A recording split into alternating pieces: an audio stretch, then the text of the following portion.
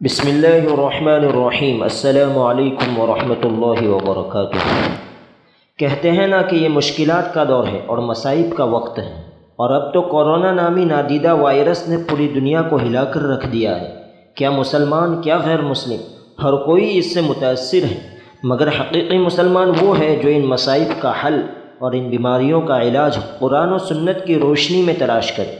ہمارے سامنے اس وقت استاذ محترم مولانا رشید احمد پانچ بھایا سیلودوی دامت برکاتہم العالیہ کی ایک طویل تحریر ہے جس کا عنوان ہے مصائب و محن اور دعوت خود احتسابی۔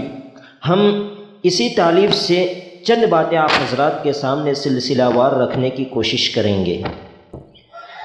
سب سے پہلے تو مصائب و محن کے اسباب و محرکات، یعنی مصائب کے آنے کی وجوہات اور اس کے اسباب۔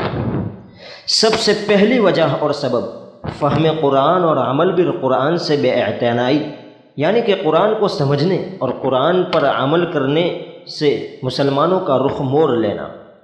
قرآن مجید میں ہے کتاب انزلناہ الیک مبارک لیدبروا آیاتہ ولیتذکر اولو الالباب۔ یہ ایک کثیر الخیر کتاب ہے جس کو ہم نے تیری طرف اس لیے اتاری ہے کہ لوگ اس کی آیتوں میں غور کریں، اور اس لیے بھی کہ اہل فہم نصیحت حاصل کریں۔ اس آیت کریمہ میں کتاب مبارک و کتاب ہدایت کے اتارے جانے کی دو اغراض بیان ہوئی ہے۔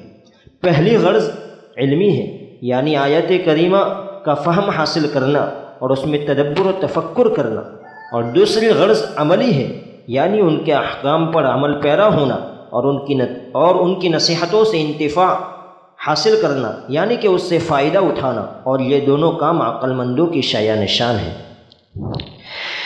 ابن الانباری رحمۃ اللہ علیہ نے بطریق شعبی رحمۃ اللہ علیہ حضرت عمر رضی اللہ تعالیٰ عنہ کا یہ فرمان بھی نقل کیا ہے کہ من قرأ القرآن فأعربہ کان لہ عند اللہ اجر شہید، یعنی جو شخص قرآن کریم کا معنی مطلب سمجھ کر اس کی تلاوت کرے تو اس کو اللہ کے یہاں ایک شہید کا اجر و ثواب ملے گا۔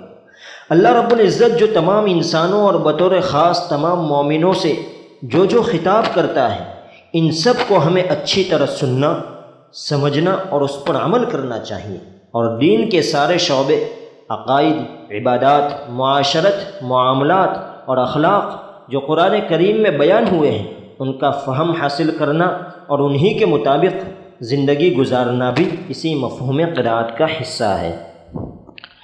مصائب کے آنے کا دوسرا سبب احادیث و سنن نبویہ صلی اللہ علیہ وسلم کے وسیع ترین ذخیرے سے تغافل۔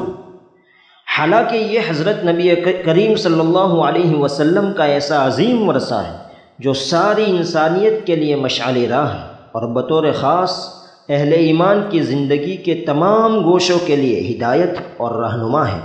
قرآن مجید میں ہے وَأَنزَلْنَا إِلَيْكَ الذِّكْرَ لِتُبَيِّنَ لِلنَّاسِ مَا نُزِّلَ إِلَيْهِمْ وَلَعَلَّهُمْ يَتَفَكَّرُونَ کہ ہم نے تجھ پر قرآن اتارا ہے تاکہ تو لوگوں کے لیے اتاری جانے والی کتاب کو اچھی طرح سمجھائے اور تاکہ لوگ بھی غور کر لیں۔ نبی اکرم صلی اللہ علیہ وسلم کا ارشاد ہے ترکت فیکم امرین لن تضلوا ما تمسکتم بہما کتاب اللہ و سنت نبیہ۔ تم لوگوں کے لیے میرا ترکہ دو چیزیں ہیں، جب تک ان دونوں پر مضبوطی سے عمل پیرا رہو گے تم ہرگز گمراہ نہیں ہوں گے۔